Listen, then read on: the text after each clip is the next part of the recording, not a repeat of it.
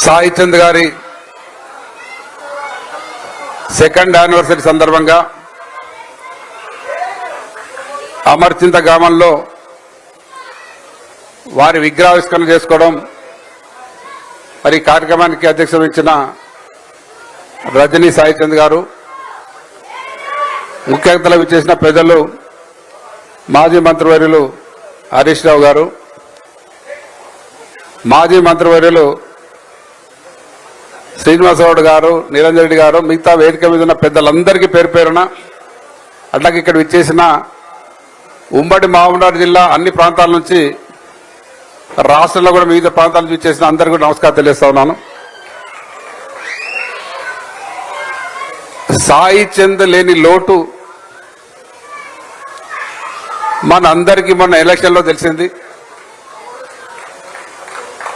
మొన్న 2023 ఎలక్షన్లో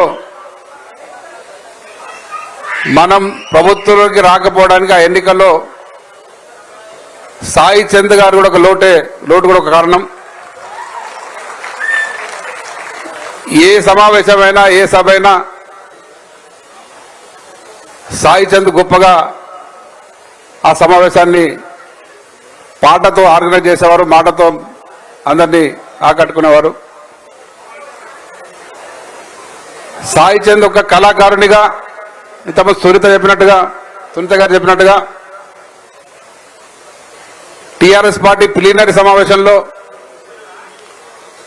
అంతకుముందు పాడిన పాటల కంటే చాలా పాటలు ఉన్నాయి, కానీ మరి రాతి బొమ్మల్లోన కొలువైన శివుడు అనే పాటతో నిజంగా ఆ రోజు అందరం కూడా చెల్లించినాం. అందరి కళ్ళలుంటే నీళ్ళు వచ్చినాయి. మరి ఆ పాటతోనే సాయి చంద్ ప్రస్థానం మొదలై ఎంతో ఎత్తుకు ఎదగడం జరిగింది. ఒక కళాకారునిగా, ఒక ఉద్యమకారునిగా, ఒక రాజకీయ నాయకునిగా మరి అందరికీ ఎన్నో సేవలు అందించి ఎంతో బ్రహ్మాండంగా రాణించి రాజకీయ నాయకునిగా ఎదుగుతున్న సందర్భంలో వారిని మనం కోల్పోవడం బాధాకరం. మరి అటువంటి సాయి చంద్ అడుగుజాడలు నడుస్తున్న రజనీకి తప్పకుండా మనందరం అండగా ఉందామని తెలియజేస్తూ, మరి సాయి చంద్ లేని లోటును మరి కనుచూపులో మేరలో కూడా ఎక్కడ అటువంటి కళాకారుడు మళ్ళీ కనిపిస్తానే ఆలోచన రావట్లేదు. మరి అటువంటి కళాకారులు అసలు తెలంగాణ ఉద్యమం ఇప్పుడు మళ్ళీ జ్ఞాపకం వస్తూ ఉంది నాకైతే. తెలంగాణ ఉద్యమ సమయంలో సమావేశాలు, సభలు ఎట్లా జరుగుతూ ఉండేనో, మరి ఈ సభ సాయి చంద్ లేని లోటు బాధగా అనిపించినా అవి వాళ్ళకు జ్ఞాపకం వస్తూ ఉన్నాయి. మరి ఈరోజు రాష్ట్రంలో చూస్తున్న పరిస్థితులు చూస్తూ ఉంటే మళ్ళీ తెలంగాణ ఉద్యమం లాంటి ఉద్యమం అవసరం అవుతుందేమో అనే ఆలోచన వస్తూ ఉంది.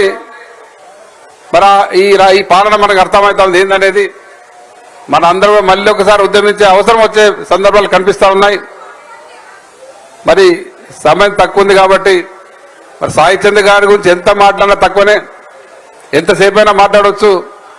మరి ఈరోజు మరొక్కసారి వారి ఘనంగా నివాళులర్పిస్తూ సాయి చంద్ గారి కుటుంబ సభ్యులందరికీ, ముఖ్యంగా వాళ్ళ నాన్నగారికి, వెంకటరమణ గారికి, రజనీ గారికి మరోసారి వారికి అండగా ఉంటామని తెలియజేస్తూ సెలవు తీసుకుంటాను.